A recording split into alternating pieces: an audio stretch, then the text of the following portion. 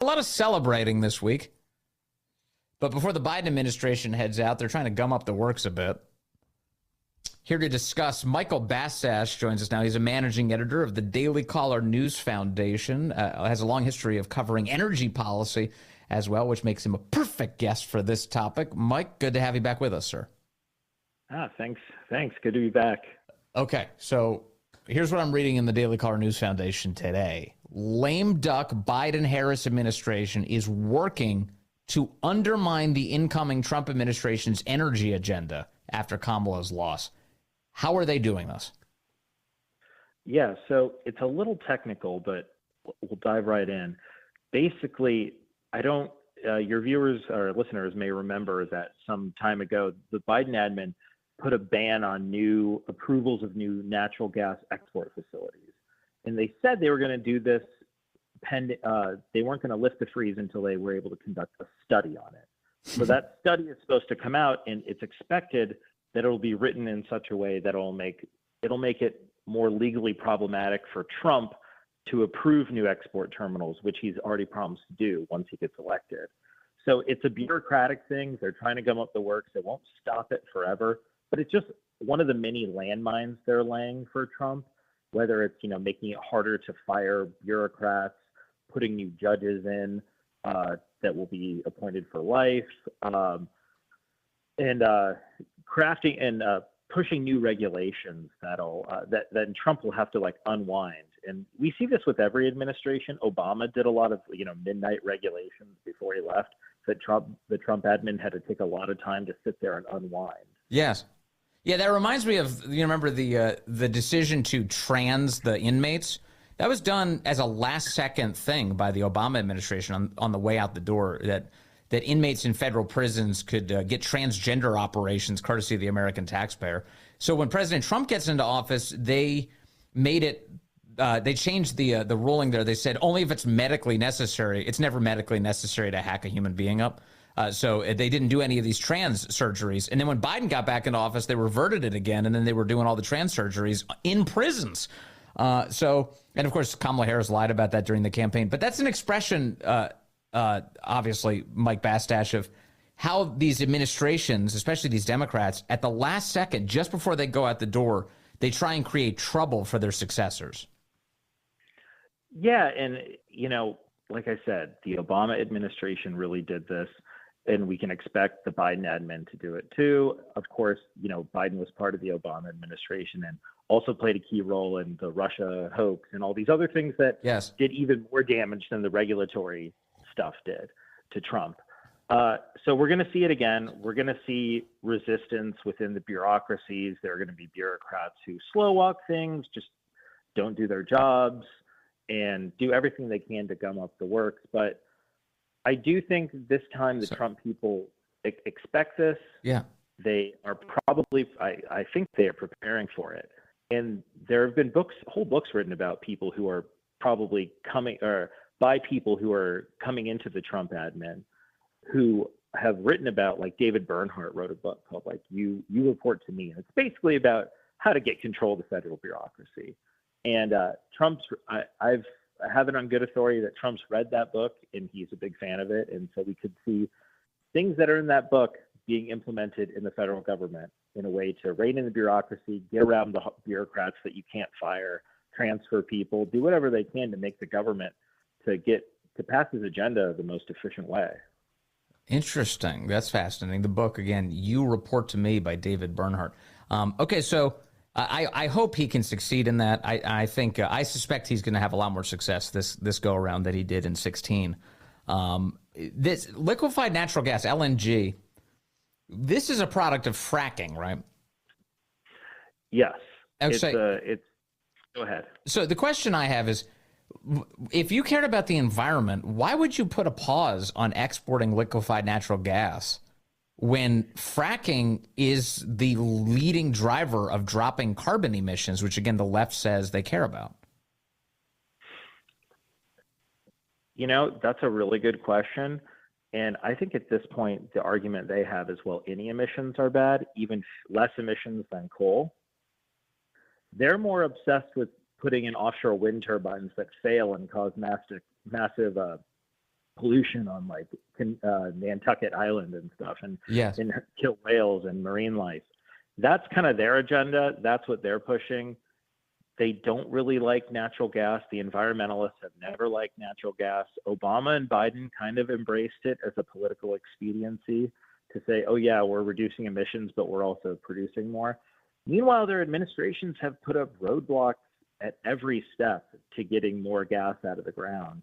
And for years, this has been going on for years. And it's not just them, it's Democratic governors doing it. For example, like Andrew Cuomo is basically responsible for really damaging Pennsylvania's natural gas industry because he blocked any pipelines from going through New York to New England.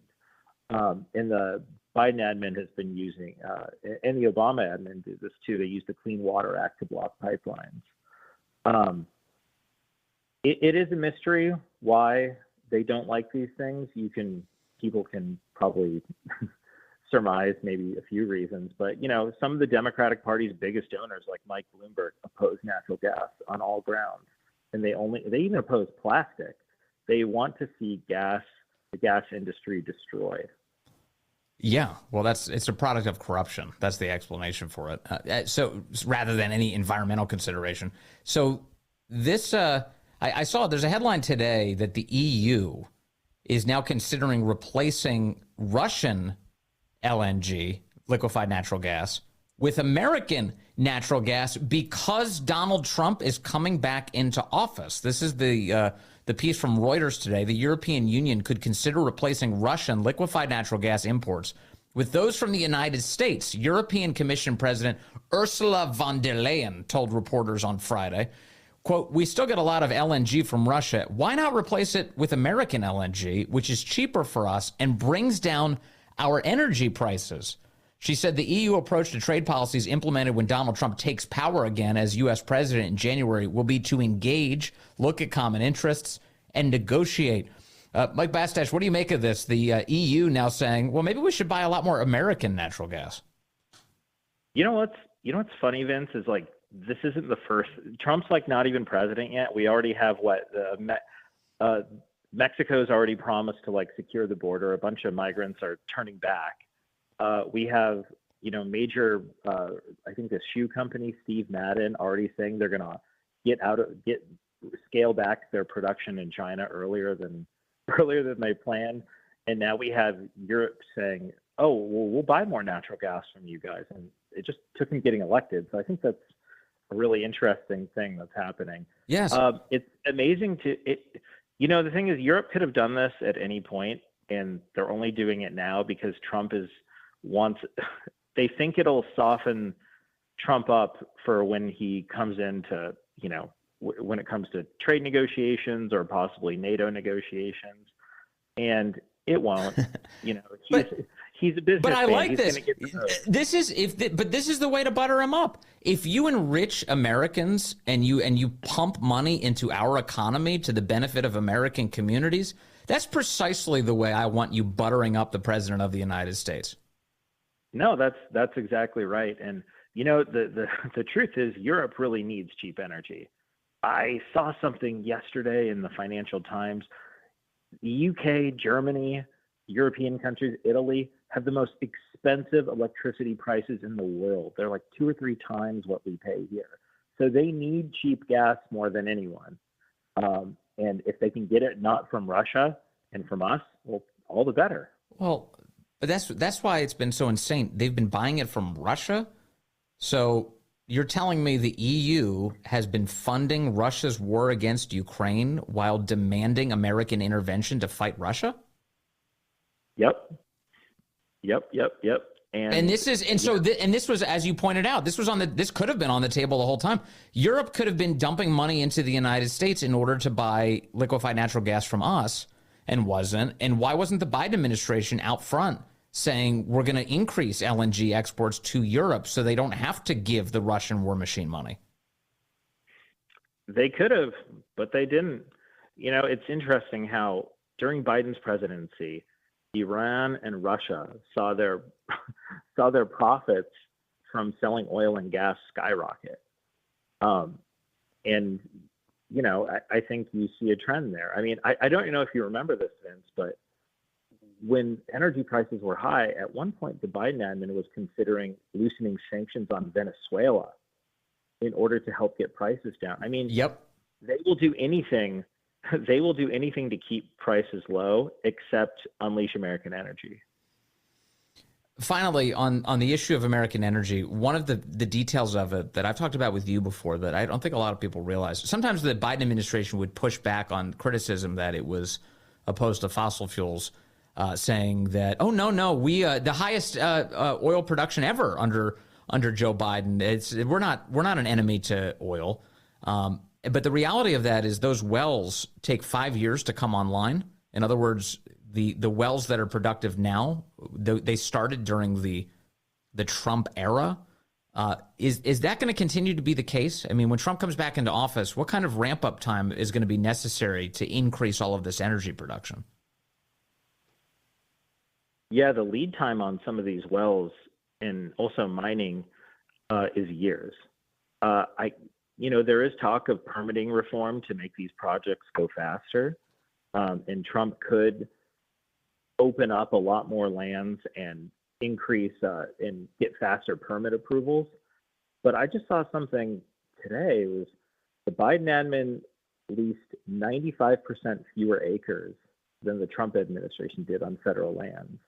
So he is facing America. I don't think Americans realize it, but we are facing some troubling times ahead unless we turn things around. And then there's the electric grid, which is a whole other disaster that we're kind of sleepwalking into in a lot of ways. Yes.